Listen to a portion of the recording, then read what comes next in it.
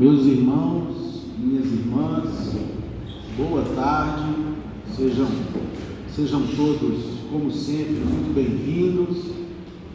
Nós vamos iniciar os nossos estudos evangélicos e doutrinários dessa tarde maravilhosa de sábado, e apenas lembramos os irmãos e as irmãs aqui presentes que coloquem os seus telefones celulares no modo silencioso, a fim de que não haja nenhum tipo de interrupção aqui na nossa concentração, tá bom? Nós vamos elevar os pensamentos a Jesus, pedindo a Ele que nos ampare nos nossos estudos, e hoje vamos pedir o nosso irmão Leal para fazer a prece de início.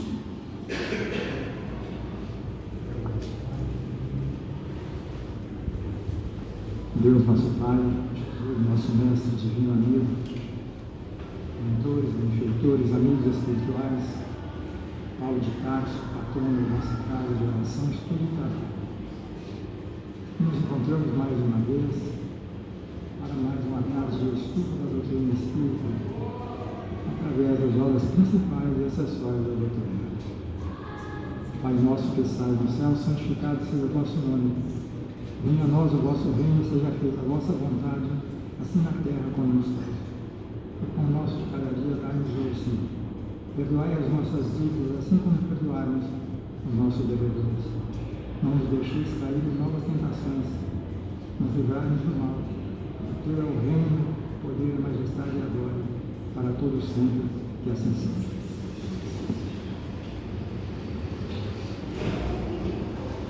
Meus irmãos, do capítulo 8º, item 8º, do Evangelho segundo o Espiritismo, bem-aventurados os que têm puro coração, nós vamos estudar hoje a narrativa do evangelista Mateus, no capítulo 15, versículos 1 a 20. Verdadeira pureza, mãos não lavadas. Então, os escribas e os fariseus, que tinham vindo de Jerusalém, aproximaram-se de Jesus e lhe disseram: por que violam os teus discípulos a tradição dos antigos, uma vez que não lavam as mãos quando fazem suas refeições? Jesus lhes respondeu: por que violais vós outros os mandamentos de Deus para seguir a vossa tradição? Porque Deus pôs este mandamento: honrai a vosso pai e a vossa mãe. E este outro: seja punido de morte aquele que disser a seu pai ou a sua mãe palavras ultrajantes. E vós outros, no entanto, dizeis: aquele que haja dito a seu pai ou a sua mãe, toda oferenda que faço a Deus vos é proveitosa, satisfaz a lei, ainda que depois não honre nem assista a seu pai ou a sua mãe. Tornam assim inútil o mandamento de Deus pela vossa tradição. Hipócritas, bem profetizou de vós Isaías quando disse: esse povo me honra de lábios, mas conserva longe de mim o coração. É em vão que me honram ensinando máximas e ordenações humanas. Depois, tendo chamado o povo, disse: escutai e compreendei bem isso. Não é o que entra na boca que macula o homem. O que sai da boca do homem é que o macula. O que sai da boca procede do coração, e é o que torna impuro o homem. Porquanto do coração é que partem os maus pensamentos, os assassínios, os adultérios, as fornicações, os latrocínios, os falsos testemunhos, as blasfêmias e as maledicências. Então, essas são as coisas que tornam impuro o homem. O comer sem haver lavado as mãos não é o que o torna impuro. Então, aproximando-se dele, disseram-lhe seus discípulos: sabeis que ouvindo o que acabais de dizer, os fariseus se escandalizaram? Ele, porém, respondeu: arrancada será toda planta que meu Pai Celestial não plantou. Deixai-os, são cegos que conduzem cegos. Se um cego conduz outro, caem ambos no fosso. Passamos a palavra ao nosso caríssimo irmão, que vai iniciar o nosso estudo dessa tarde, o Whitson. Obrigado, meu amigo Euler. Boa tarde a todos. Como o Euler comentou aqui, nessa calorosa, mas agradável tarde de sábado, né? Estão impulsionados aí pelas bênçãos de Deus, da boa inspiração, né? E rogamos também que vocês, todos nós, sejamos abençoados com uma boa interpretação, que possamos extrair o máximo possível da lição a ser trabalhada, como mencionado, capítulo 8, item 8. Bem-aventurados puros de coração e, em especial, a temática da verdadeira pureza e mãos não lavadas. A nossa reflexão, ela pretende trabalhar aqui, como lido e demonstrado, colocado aqui pelo Euler. Nós temos no registro aqui de Mateus duas passagens as quais nós podemos extrair as nossas reflexões. Por quê? Porque nós vemos aqui uma tratativa, um posicionamento de Jesus para com os escribas e os fariseus. E na sequência, os ensinamentos, as tratativas, as explicações de Jesus para com os próprios discípulos. Como apresentado no próprio item, ele nos coloca diante de situações conflitantes. Como traz o título, verdadeira pureza. Será que existe uma pureza a qual nós buscamos ou praticamos que não é verdadeira? Ou aquilo que nós entendemos, compreendemos, fazemos e buscamos enquanto pureza, ela é a que tem sido a mais adequada, a que se projeta dentro da evolução moral? Por que Kardec quis trazer e dar ênfase a essa lógica da verdadeira pureza? Qual o significado das mãos não lavadas? Quando se aproxima e nós compreendemos que nós vivemos num mundo corpóreo, materialista. Será que estaríamos dando mais importância, portanto, a essa lógica do bem material, e essa pureza não passaria por isso? Por imprimirmos esforços e as nossas ações estarem consolidadas em atos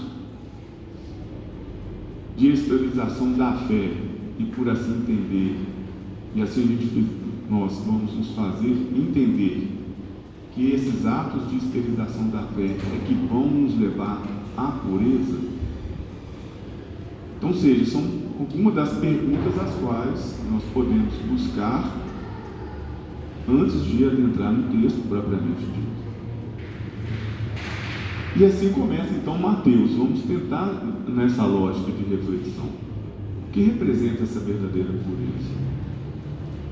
A primeira parte, então, concentra-se nessas narrativas, nessas tratativas de Jesus para com os fariseus e os escribas. Então, os escribas e os fariseus que tinham vindo de Jerusalém aproximaram de Jesus e lhes disseram. Aí cabe fazer um recorte. Por quê? Quem eram os escribas e quem eram os fariseus? Nós vamos relembrar que eram aqueles encarregados, os responsáveis por fazer a vigilância, né, de todos os tratados estabelecidos ali para que pudesse viver aquele povo em comunhão, em crescimento ou evolução. Eles eram os vigilantes dessas leis, decorrentes do desdobramento dos 10 mandamentos. E eles eram de onde? De Jerusalém, que representava o centro dessa doutrinação. Em alguns textos retratam que essa passagem aqui especificamente deu em torno do lago de Genezaré, provavelmente em Cafarnaum. Então esses escribas, esses fariseus estavam ali para verificar, vigiar, fiscalizar o que eles haviam ouvido que Jesus e os seus discípulos estavam fazendo, e que por vezes era o contrário, o que as normas, as doutrinas, o que eles pregavam. Então Jesus estava contra aquilo que eles eram responsáveis por vigiar. Tanto é que assim ele faz, e chega e pergunta: por que violam os teus discípulos a tradição dos antigos, uma vez que não lavam as mãos quando fazem as suas refeições? Nós já tivemos a oportunidade de passar aqui em outros momentos, lá no Antigo Testamento, onde é especificado o que era previsto e estabelecido como sendo algo permitido, não impune, não abominado, para que aquele povo, no caso os hebreus, pudesse então admitir ou ter essa lógica da purificação. Então, para que nós tenhamos a clareza do quanto era especificado os comportamentos, ações, atitudes que deveriam observar no sentido de buscar esta purificação, essa proximidade para com Deus. Então, lá em Levítico 11, por exemplo, é mencionado aqui que não poderia comer o camelo, o coelho, a lebre, o porco, no caso, aqueles animais que não tinham barbatanas, nem escamas, não podia comer a águia, o quebrantoso, o chofrango, nem o corvo, nem o avestruz, nem o mocho, nem o gavião, nem a gralha, nem o cisne, nem o pelicano, porque todos eram animais, uma vez alimentássemos, nós estaríamos tornando seres impuros. Mas eu podia comer o gafanhoto devorador, o grilo. E qual que era essa expectativa ou perspectiva? Quando você, embora não seja o objeto central da exposição, mas só para aguçar a nossa memória aqui, quando surgem essas especificações, e por que surgem essas especificações? Nos conta aqui no Antigo Testamento, na introdução ao Levítico é um dos livros escritos por Moisés, e ele reporta o quê? O êxodo dos hebreus, eles permaneceram por 2 anos próximo ao Monte Sinai. E esses 2 anos de parada foram 2 anos de reflexão, de conversa com Deus. Então, a partir daí, desta dimensão, foram estabelecidos esses regramentos que pudessem permitir ou vislumbrar uma possibilidade de superar os erros que, porventura, qualquer um de nós cometêssemos. Olha o que traz nessa introdução ao Levíticos. Deus parece tão distante, se ao menos eu pudesse vê-lo ou ouvi-lo. Você já sentiu dessa forma lutando contra a solidão, o desespero, cheio de pecados, sobrecarregado de problemas? E por vezes surge, entre a gente essas questões, Então, será que Deus vai me ouvir? Será que Ele me atende? Será que Ele terá perdão, piedade de mim? Não, mas Deus parece que é algo tão distante. Por vezes eu me sinto sozinho. E o que eu posso fazer para superar essa solidão, essa dimensão de vazio, de distanciamento de Deus? Aí eles colocam que são essas práticas de adoração que permitem encurtar o meu vislumbramento ou a minha distância para com Deus. Daí projeto, olha, se eu estiver limpinho, se eu usar a roupa branca, se eu não comer o carneiro, se eu não comer o coelho, eu vou estar mais próximo de Deus. Vai tornando mais consolidado, mais próximo à existência de Deus. Por isso a lógica de tantos rituais na perspectiva de configurar e conformatar Deus. Então, quando os escribas chegam e veem isso, olha, você está rompendo essa lógica. Nós sempre aprendemos que era isso. Nós precisamos dar esses passos. Manter o cabelo grande, não alimentar de porco, não alimentar de coelho, vestir isso, cumprimentar aquilo, para que Deus esteja mais presente, eu consiga entender a Deus. E na medida que eu não vou me alimentando ou vou adotando esse tipo de comportamento, eu vou me sentindo mais puro. Essa era a grande lógica que Jesus queria quebrar. E aí ele fala então para os fariseus e para os escribas o quê? Olha, mas existe um ensinamento maior que está nos 10 mandamentos: honrar o vosso pai e a vossa mãe.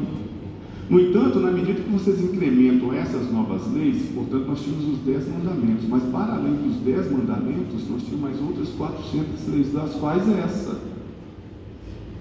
Então, ou seja, tem um mandamento maior: honrai o vosso pai e a vossa mãe. E o que vocês fazem? Vocês praticam o corban, que era uma outra prática presente naquela época, em que aquele que acreditava, ele retirava o dinheiro destinado a cuidar dos pais na velhice, como se fosse uma pensão, e pegava esse valor que ele conseguia acumular ao longo do tempo e passava para quem? Para os templos. E pela lógica da época, esse ato, essa ação de passar o dinheiro que ele tinha dos pais para o templo, eximia ele de cuidar dos pais. Portanto, ia contra um regramento maior. Como que eu vou honrar o vosso pai e a vossa mãe se eu deixo ele no limbo? Deixo ele apartado. Então, o que Jesus quis dizer com isso? Olha, vocês, por valorizarem por demais regras, é o que está dito aqui, humanas, tratativas e ponderações humanas, estão esquecendo a lei maior. Portanto, vocês estão invertendo. Aquilo que vocês estabelecem no cotidiano, os regramentos seus do dia a dia, estão superando o que é a lei de Deus. Então, este é o contexto. E o que é então uma aprendizagem para a gente? Olha, vamos olhar. Não é esta purificação, não é deixar de comer o camelo, deixar de comer o coelho, um avestruz, usar roupa tal, fazer isto que vocês vão buscar, esta pureza de estar próximo de Deus. Não é isto. Não é o que entra pela boca que vai macular o homem, é o que sai. O que entra pela boca vai para o estômago, mas o que sai não é do estômago. Então, ou seja, esta pureza e essa verdadeira pureza que tem que ser despertada em nós, então, por vezes, não é a lógica, né? Como diz, não é deixar de comer, fazer esse sacrifício, ou vestir, tudo bem. Mas se por dentro eu não estiver o quê? Renovado, se eu não estiver substituído, por quê? Pelos ensinamentos de Jesus, eu não vou ter esta que ele chama de pureza verdadeira. E aí ele vai prosseguir então aqui, né, nesses ensinamentos que ele comenta, e aqui fala, né, qual que é o desafio dele? Hipócritas. Bem profetizou a voz Isaías, quando ele disse: esse povo me honra de lábios, mas conserva longe de mim o coração. Então ele tinha a batalha dele, né, e a missão dele naquele instante era tentar deixar para a gente que a gente possa, ou que a gente superasse a questão dessa hipocrisia, né, de praticar, entender algo que destoa do mandamento aí, é maior. E aí ele insere-se aqui uma palavra interessante, do qual é o objeto das nossas tratativas e que vai no cerne do capítulo como todo: coração. O que a gente pode projetar sobre o coração? Não é o que entra pela boca, mas é o que sai do coração. Como a gente interpreta isso? Sai do coração. O que a gente pode projetar? Aí eu busquei no dicionário, tem um dicionário, um conjunto de verbetes, né, que o livro chama O Espiritismo de A a Z. É uma coletânea de verbetes que permite a gente então esmiuçar essas palavras, esses substantivos. E lá tem uma passagem interessante. O que se projeta do ponto de vista da doutrina espírita sobre o coração? O coração é mais do que a bomba que impulsiona o sangue por todo o organismo. Não é só um organismo. Sendo o órgão fisiológico mais resistente que se conhece no ser pensante. Então, o coração é o órgão mais resistente que se conhece no ser pensante. Porquanto começa a pulsar a partir do 25º dia de vida do feto. Continua em ação em ação, palpitando 100.000 vezes diariamente, no que resultam 40 milhões de vezes por ano. E quando cessa, a vida se desorganiza, advindo a morte dos equipamentos orgânicos com a sua consequente degeneração. Então isso aí, a biologia, né, a gente já estudou, entende, compreende, mas é um órgão fantástico, né? Mas para por aí. Pouco a pouco, alguns cientistas dão-se conta de que ele é portador, veja que interessante, de uma energia vital que o mantém e o impulsiona interruptamente. Essa energia seria permutável, vamos trocar, podendo ser intercambiada com os outros indivíduos que se beneficiariam ou não, conforme o teor que o constitua, sendo positiva ou negativa, quente ou fria, estimuladora ou indiferente. Seguindo essa linha de raciocínio, estão concluindo que esse órgão é portador da faculdade de pensar, tornando afirmativa a tradicional frase, voz do coração. Aqui se refere a poetas, escritores, artistas, amantes de Jesus. Então, seja, o coração é energia permutável, né? Podendo ser intercambiada entre os indivíduos. Como que essa energia ela é intercambiada entre os indivíduos? Por meio da voz, por meio dos lábios. E aí o que acontece? Que é o que ele vem orientar para a gente. Se eu não fizer, se eu não renovar o meu coração, que energia eu vou transmitir para outras pessoas? E aqui Jesus aponta no diálogo com o povo e com os discípulos. O que ele fala? O que sai da boca procede do coração, e é o que torna impuro. O homem, porquanto, do coração é que partem o que, gente? Os maus pensamentos, os assassinos, os adultérios, as fornicações, os latrocínios, os falsos testemunhos, as blasfêmias, as maledicências, e aí um conjunto de que, gente? De energia negativa. Então é isso que vai macular a nossa imagem, porque se eu guardo no meu coração que as impurezas, qual impureza? O ódio, o orgulho, o egoísmo, o mal-querer. Como que eu vou projetar para outra pessoa? Isso. Vou provocar o distanciamento.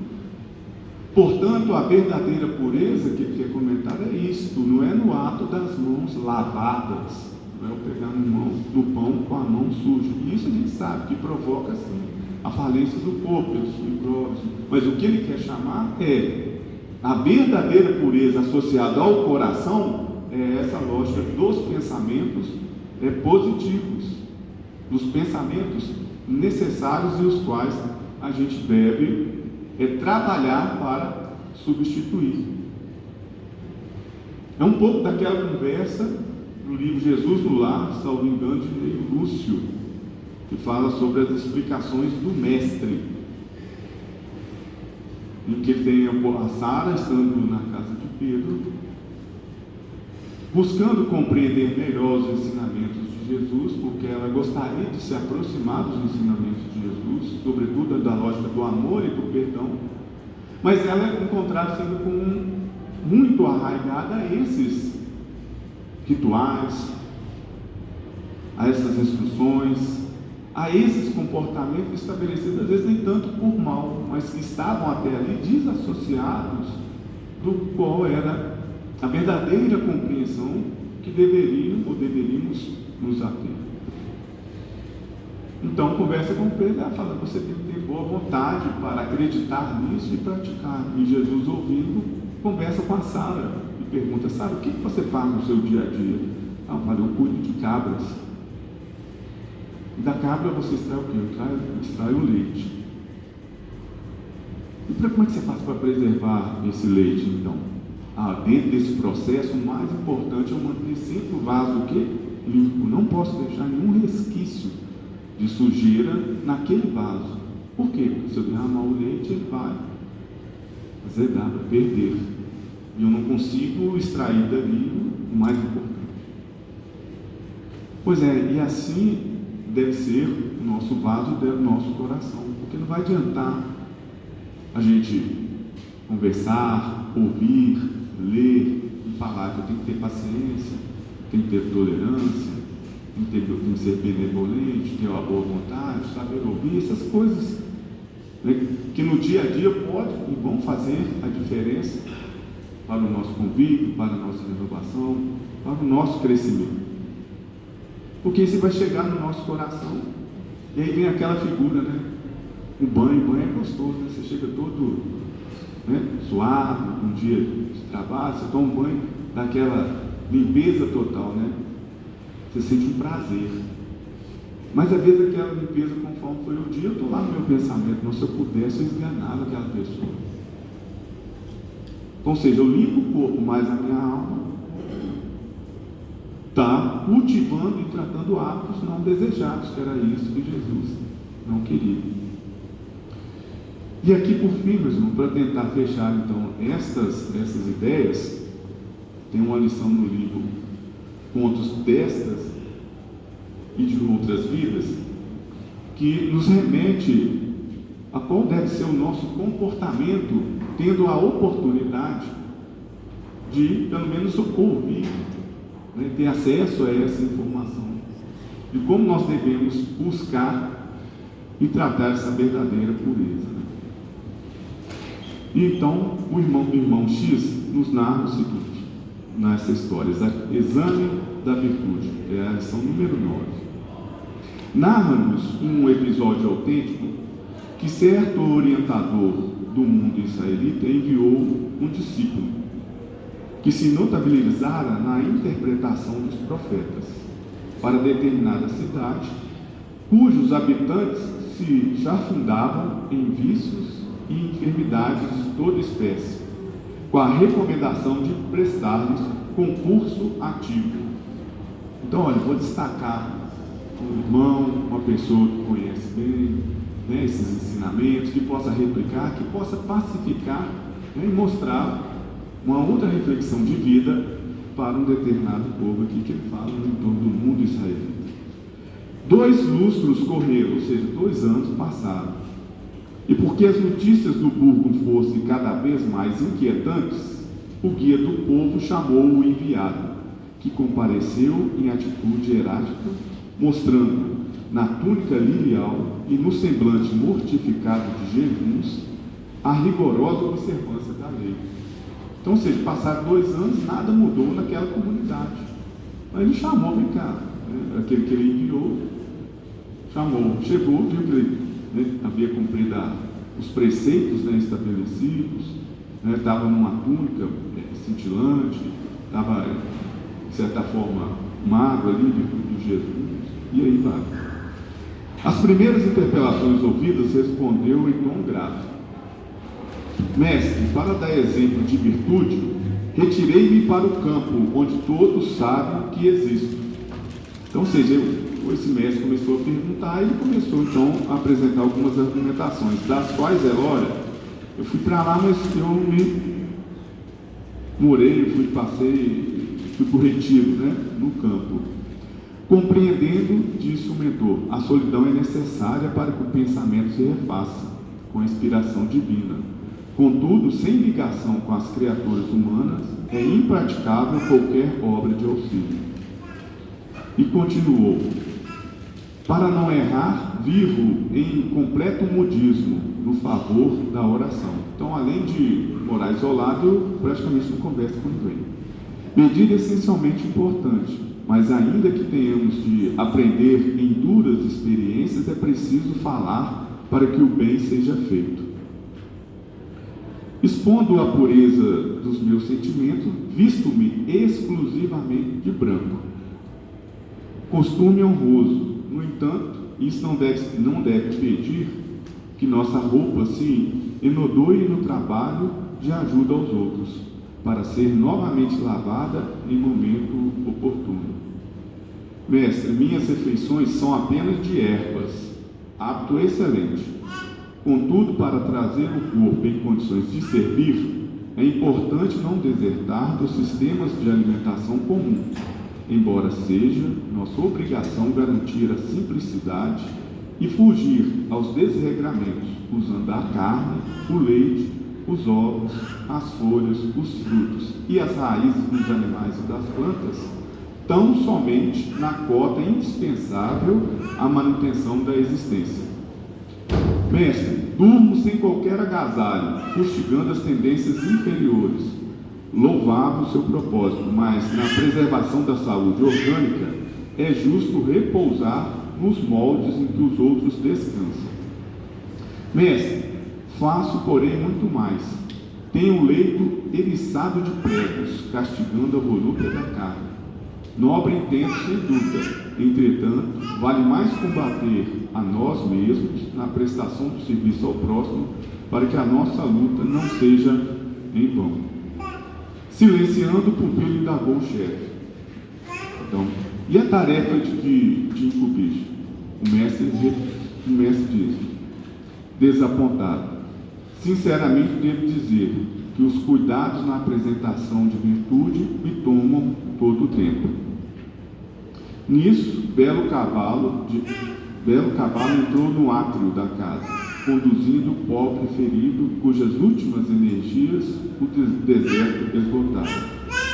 O velho orientador comandou as providências iniciais de socorro, e trazendo o discípulo à frente do soberbo animal que encarnava o solo, falou com bondade: olha, pois, meu filho, este cavalo igualmente mora no retiro da natureza, não se expressa em linguagem humana, veste-se todos em cabelos de cor de neve, come apenas a erva que brota no chão, dorme ao relento, é calçado de cravos perfurantes e não passa de um cavalo. Mesmo assim, é companheiro dos viajantes fatigados e ainda agora acaba de arrebatar um mercador prestimoso à sepultura de areia. Em seguida, demandou o interior para confortar o recém-chegado, deixando o aprendiz a meditar quanto à vacuidade da virtude vazia. Então é isso, meus irmãos.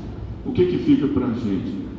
Se nos atermos e pensarmos que a pureza são apenas atos vazios, ou podem ser representados ou obtidos por atos vazios, nós não conseguiremos alcançar a verdadeira pureza que Jesus projeta e nos deixa registrado no ensino de Mateus, que é renovar o nosso coração, libertar o nosso coração, sede do nosso sentimento que alimenta o nosso pensamento e transforma o pensamento em ação.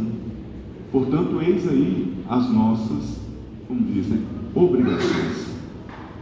É modificarmos por dentro, é a reforma íntima. Então, espero, eu rogo a Deus que nos abençoe, com essa boa compreensão, um entendimento mínimo, 30 minutos por vezes passa muito rápido, o nosso irmão parar os seus comentários, mas rogamos a Deus que possamos subtrair, retirar dessa boa nova, do ensinamento de hoje, elementos e frutos que nos permitam o quê? Abanhar na boa nova, renovando aí sempre o nosso coração e as nossas vidas. Então, boa tarde a todos, muito obrigado. Obrigado a você, meu irmão, pelos ensinos aqui que você nos trouxe. Pessoal, mais uma vez, boa tarde a todos, boa tarde a todas. Vamos começar aqui lembrando São Francisco de Assis. São Francisco de Assis dizia o seguinte: pregai sempre o Evangelho, se possível, até por palavras. Olha que bacana isso. Pregai sempre o Evangelho, se possível, até por palavras. Isso resume de maneira muito clara os objetivos de Jesus aqui na Terra. Não é verdade? Nós espíritas, eu digo meu caso porque nasci no berço espírita e sempre fui ensinado pelos meus pais a respeitar todas as religiões, a respeitar profundamente todos os credos religiosos. Mas também eles me ensinaram a admirar e amar a doutrina espírita, que é exatamente o Evangelho de Jesus resgatado na sua pureza e na sua simplicidade, sem rituais, sem regulamentos, sem dogmas, sem símbolos materiais.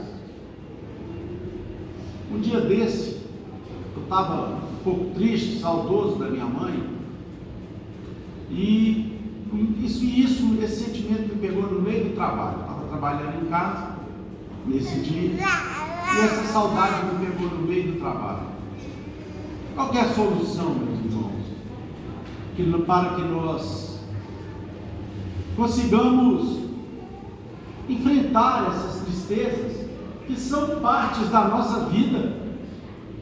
Nós estamos num mundo de expiações e de provas que nós construímos e, portanto, herdamos esse planeta, esse mundo dessa forma. Então só tem uma solução. A solução é Jesus, na sua simplicidade, porém naquilo que ele representa de absoluta consolação para as nossas vidas. É importante que nós reflitamos fundamentalmente sobre isso. E Jesus, para poder explicar a simplicidade e a pureza, se valeu do símbolo que é dos mais maravilhosos aqui nessa vida.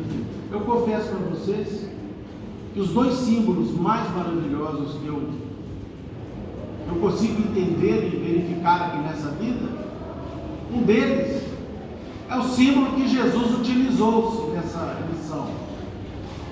É o símbolo das crianças que nós estamos vendo aqui entrar agora no salão. Não tem nada mais maravilhoso do que o que as crianças representam na sua pureza e na sua simplicidade. O outro símbolo é exatamente a simbologia das mães, do amor das mães e tudo o que elas representam aqui na vida. Então, meus caríssimos irmãos, minhas caríssimas irmãs, nesse capítulo nós vamos verificar que é importante extrairmos como ensinamento maior aquilo que Jesus veio fazer, veio transformar as religiões aqui em nosso planeta, em nosso mundo. E ele nos mostrou de maneira muito clara que as religiões deveriam fundamentalmente seguir o seu exemplo, que elas deveriam seguir os seus ensinos, fundamentalmente os seus exemplos. E aí então, meus queridos irmãos, nós vamos encontrar que na história das religiões humanas, especialmente na religião cristã, que nós transformamos o amor a Deus e ao próximo que Jesus nos ensinou em regulamentos, tal qual estavam contidos lá no Deuteronômio, lá no Levítico, que eram os livros que Moisés teve que estabelecer como uma legislação que tinha o objetivo fundamental de ensinar as criaturas humanas que tinham uma fé politeísta, fundamentalmente baseada em símbolos, muitos deles inferiores. Moisés Moisés então veio ensinar as criaturas como crer. E Jesus então veio e modifica isso, dizendo de uma maneira muito clara que nós não poderíamos prestigiar os regulamentos transitórios das religiões em fundamentos, em detrimento dos seus fundamentos básicos, dos seus ensinamentos básicos.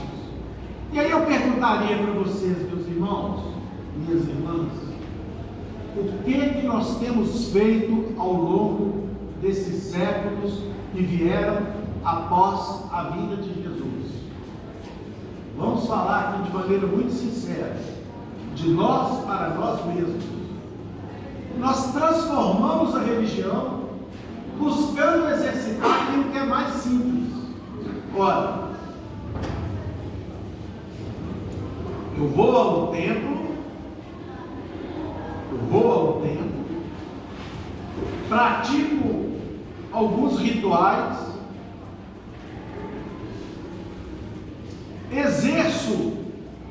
exercito esses rituais da maneira que o sacerdote nos ensina, dou alguma coisa de material que me sobra e saio dali com a consciência pacificada. Não é assim o princípio? E aí vamos agora fazer aqui uma observação acerca dos espíritas que já se libertaram desses rituais, repito, por mais respeito que eles nos mereçam. E não estamos aqui a criticá-los. Estamos apenas mostrando uma característica daquilo que nós fizemos, do que Jesus nos ensinou, com o que Jesus nos ensinou. Mas e nós espíritas cristãos? Será que nós não temos também regulamentos, ou criamos regulamentos na nossa abençoada doutrina espírita? É possível e é importante que nós tenhamos muito cuidado para não transformarmos a doutrina espírita em suas características, especialmente relacionadas à beneficência, transmutando os regulamentos do passado na beneficência espírita. Aqui no solar, o que nós fazemos aqui há tantos anos? Nós distribuímos o pão, nós distribuímos o cobertor, nós distribuímos a cesta, nós cortamos o cabelo, nós fazemos atendimento médico, nós distribuímos o remédio, nós distribuímos e incentivamos a leitura dos livros. Tudo isso é muito legal, é muito essencial e é importante que tenha. Mas eu pergunto vocês, meus irmãos, isso é o suficiente? Foi para isso apenas que Jesus veio aqui até nós e nos ensinou a amar o nosso próximo, a perdoar o nosso próximo, a amar o nosso inimigo, a fazer o bem aos que nos perseguem, os que nos caluniam, a não cuidar apenas dos nossos interesses pessoais. Aí é o ponto. Digo para vocês que é possível que alguns de nós aqui já tenham ouvido as pessoas dizerem assim: não, o espiritismo é muito legal, mas bota muita culpa na nossa consciência. Esse, meus irmãos, entendimento é o formato que as sombras utilizam para afastar aqueles que chegam às lides espíritas, verificam a inexistência de imagens, de regulamentos, de amuletos, de rituais, se assombram muitas vezes com a simplicidade dos estudos espíritas, não encontram em momento nenhum sacerdócios, chefias, eminências espirituais, e aí começam a ouvir da necessidade da reforma íntima, começam a ouvir da necessidade do observar primeiro a trave que está em nossos olhos, nos esquecendo do pequeno cisco que está nos olhos do nosso semelhante, nos fazendo refletir a respeito daquela mensagem que se encontrava no relógio do bispo lá em Diamantina, a respeito do tempo. Vês que divido as horas e as vou marcando em espaços iguaizinhos. Dividas também tu o tempo, aproveitando dele os bocadinhos.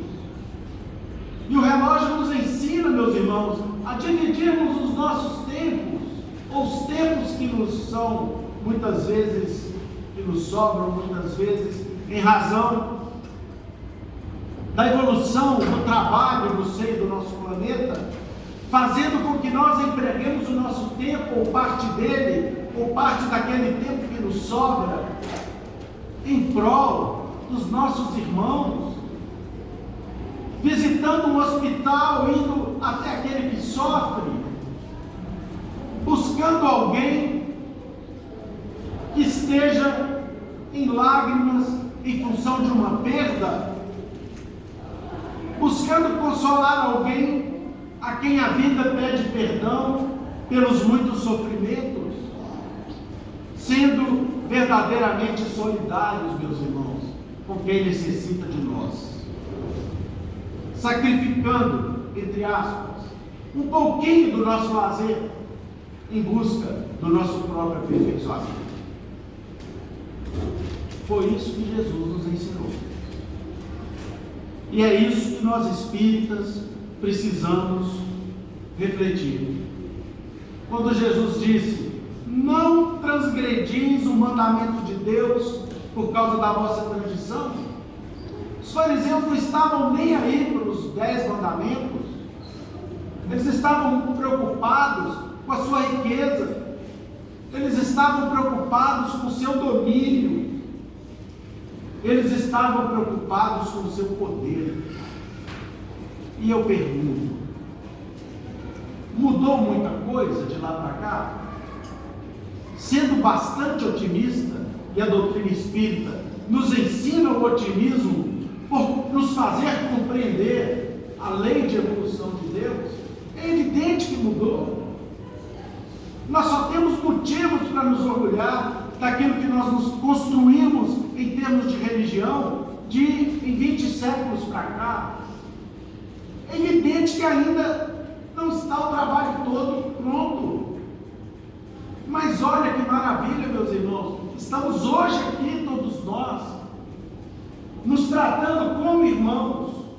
Não é um sacerdote aqui que vos fala, mas alguém que tem muito mais defeito que vocês, mas que exatamente por compreender esses defeitos, procura não fugir da necessidade de corrigi-los, e por compreender um pouco melhor, por ter nascido no berço espírita, me veio a necessidade de buscar a tarefa de estudar junto com outros irmãos e com outras irmãs, e receber por parte de todos vocês aqui presentes muito amor. Eu sinto isso, sinceramente. Eu sinto um compartilhar de sentimentos bons, de boas vibrações, porque se não fosse aqui, se não fosse assim, eu travaria, eu não conseguiria, a não ser que fosse ler tudo que preparei aqui para vocês nessa meia hora. Então, meus queridos irmãos, nós precisamos aquecer os nossos corações, e conseguimos fazer isso estudando o Evangelho de Jesus, que é fundamentalmente consolação para nós que sofremos, para nós que muitas vezes estamos desesperançados, do verbo esperançado, que vem da esperança, que muitas vezes achamos que não tem solução para os nossos problemas, e a solução está diante de nós. Sabe como?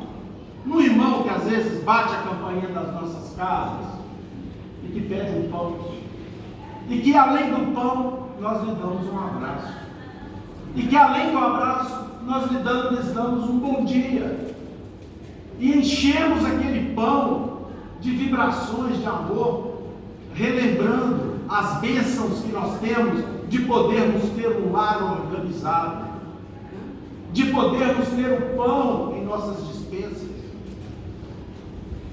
de podermos ter o sentimento que nos manda compartilhar algo com os nossos irmãos que sofrem. Esse é o mistério do Cristo. Um Jesus que nos ensinou que a única maneira de nós sermos felizes é nos amando uns aos outros, que respeitou profundamente todas as pessoas e que não pregou a pureza simplesmente no seu sentido literal, de lavarmos a mão, mas inundarmos os nossos corações de pecados. O Mestre andou aqui junto de nós, descendo da magnificência de sua morada, bilhões de anos depois de plasmar o nosso mundo, veio aqui pisar nos caminhos pedregosos da Judéia. E o nosso queridíssimo irmão Humberto de Veras Campos, o nosso festejado irmão X, nos traz uma dessas passagens de Jesus que não está no Evangelho, mas está nos arquivos do mundo espiritual, aos quais irmão X teve a autorização de buscar. Conta-nos irmão X, no livro Contos e Apólogos, que em Jerusalém, aos arredores do templo, uma enfeitada mulher encontrou o Nazareno. Esse Nazareno tinha olhos fascinantes, belos, profundos, luminosos e lúcidos. Tinha cabelos delicados e um olhar melancólico e um sorriso igualmente belo. E ela então fixou estranhamente. Arrebatada que foi, na onda de simpatia que se irradiava dele, corrigiu as dobras da túnica muito clara, colocou no seu olhar uma indizível expressão de doçura e, deixando perceber nos balanços do seu corpo frágil a visível paixão que a possuíra de súbito, abeirou-se do desconhecido e falou ciciante, ou seja, falou baixinho ao seu ouvido: jovem, as flores de Séforis era a cidade da Judéia, encheram-me o vaso do meu coração com deliciosos perfumes. Eu tenho felicidade à sua disposição em minha loja de perfumes finos. Indicou para ele uma extensa vila, cercada de rosas, à sombra de um arvoredo acolhedor, e continuou: inúmeros peregrinos, cansados, me buscam à procura do repouso que reconforta. Em minha primavera juvenil, jovem, eles encontram prazer que representa a coroa da vida. É, meu amigo, que o lírio do vale não tem a carícia dos meus braços, e a romã saborosa não possui o mel dos meus lábios. Vem e veja pessoalmente. Dar-te-ei um leito macio, dar-te-ei tapetes dourados e vinho capitoso, ou seja, vinho inebriante, intenso. Acariciar-te-ei a fronte abatida e curar-te-ei o cansaço da viagem longa. Descansarás, meu jovem, os teus pés numa água repleta de nardo, e ouvirás feliz as harpas e os alaúdes do meu jardim. Tenho a meu serviço músicos e dançarinas exercitados em palácios ilustres. Ante a incompreensível mudez daquele jovem viajante, ela repetiu súplice, depois de uma leve pausa: jovem, por que não me respondes? E aí prestem atenção nessa frase, meus irmãos, minhas irmãs. Descobri em teus olhos diferente chama, e assim procedo por amar-te, disse ela àquele peregrino. Tenho sede de afeição que me complete a vida. Atende o meu convite. Ele parecia não perceber a vibração febril com que semelhantes palavras eram pronunciadas. E notando-lhe a expressão fisionômica indefinível, a vendedora de essências acrescentou, um tanto nervosa e agastada: e aí, não virás? Constrangido por aquele olhar esfogueado, o forasteiro apenas murmurou: agora não. No entanto, depois, quem sabe. A mulher, adornada de enfeites, sentiu-se desprezada, enfureceu-se em sarcasmos e partiu.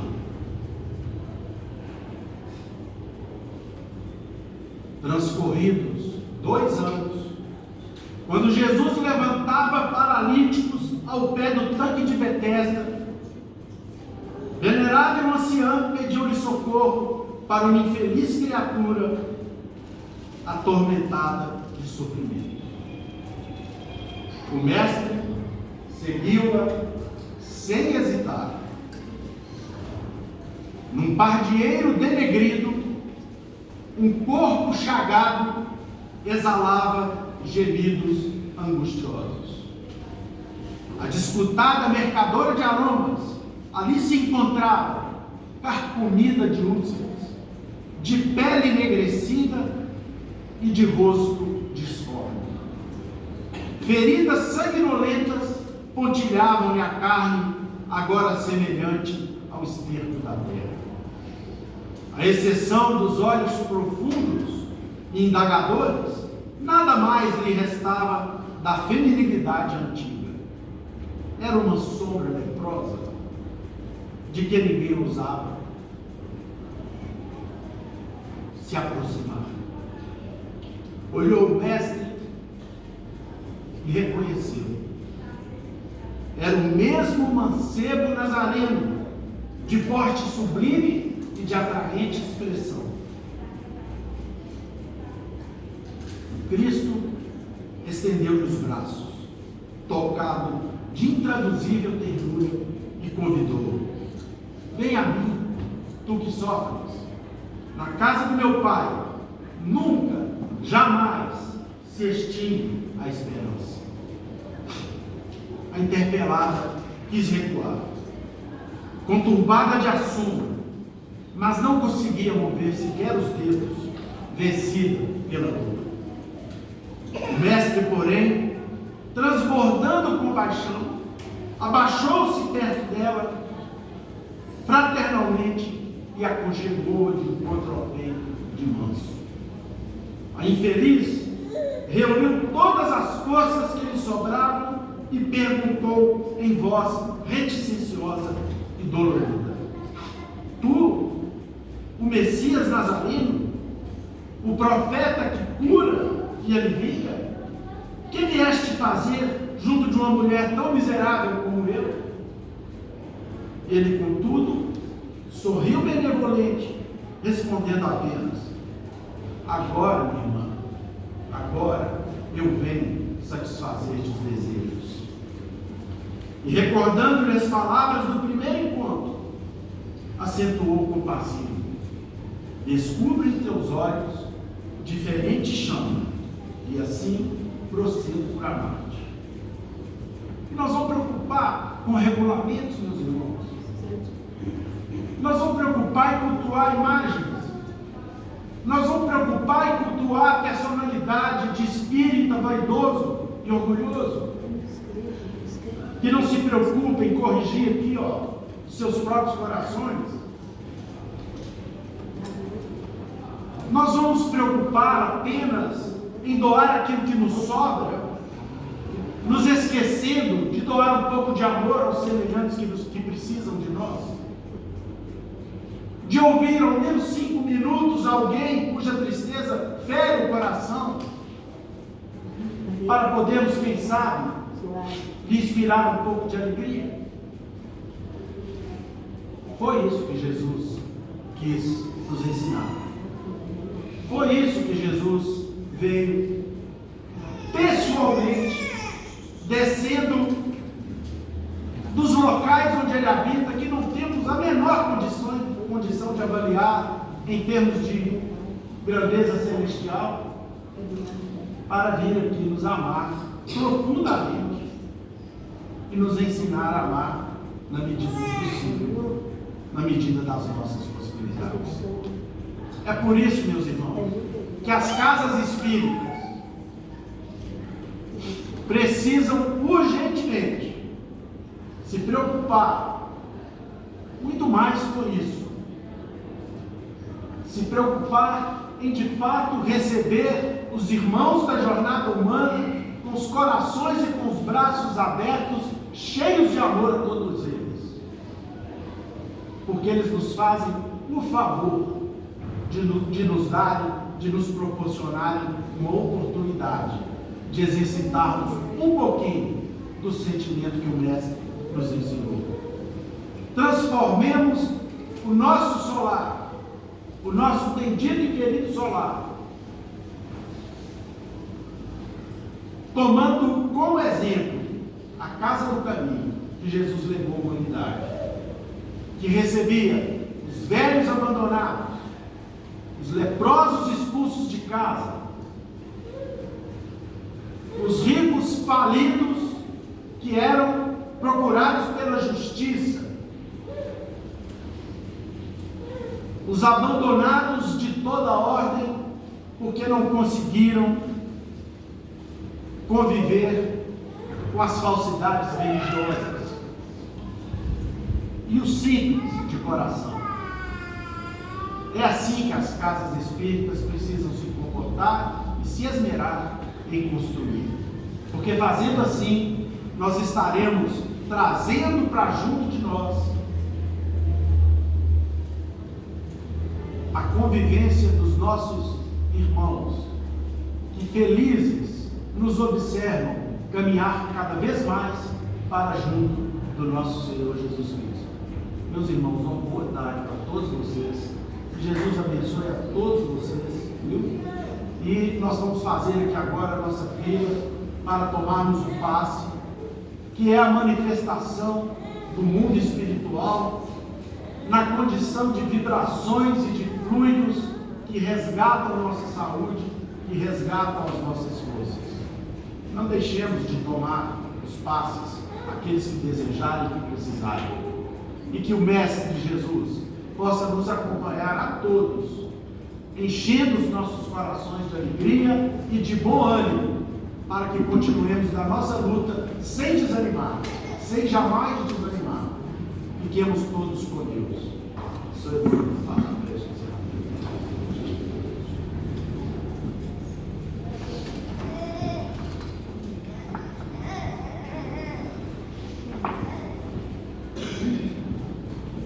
Querido Mestre Jesus, essa tarde, Senhor, o Consolador nos lembrou o vosso mandamento maior: amar a Deus acima de todas as coisas e o próximo como a nós mesmos.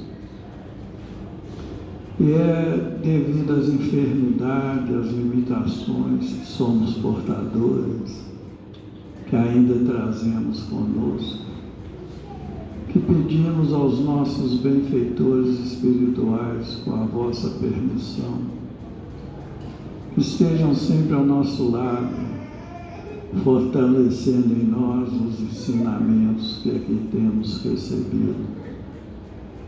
São ensinamentos que fortalecem em nós a paz, a fé, a esperança, o ânimo, para termos condições de vencer as dificuldades do caminho.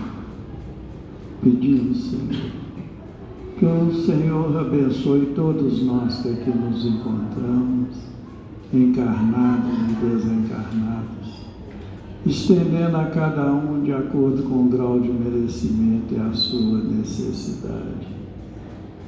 Que essas bênçãos sejam extensivas aos nossos lares, aos hospitais, aos cancerosados, aos leprosados, aos manicômios, aos presídios, aonde houver dor, aflição, padecimento, que um emissário seu esteja sempre presente, levando consolo, a resignação e a paz. Ave Maria, cheia de graça, o Senhor é convosco.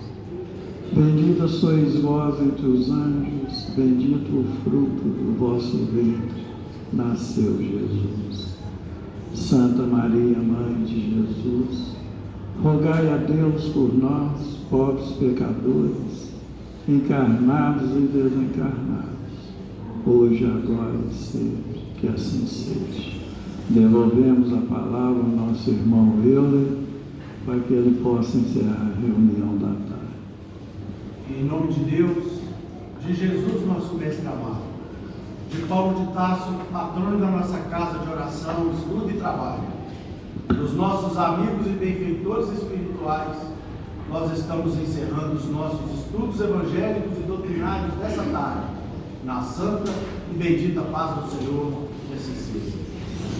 As fichas de médico também serão distribuídas aqui na sequência. Aqueles que desejarem, aguardem sentados, por favor.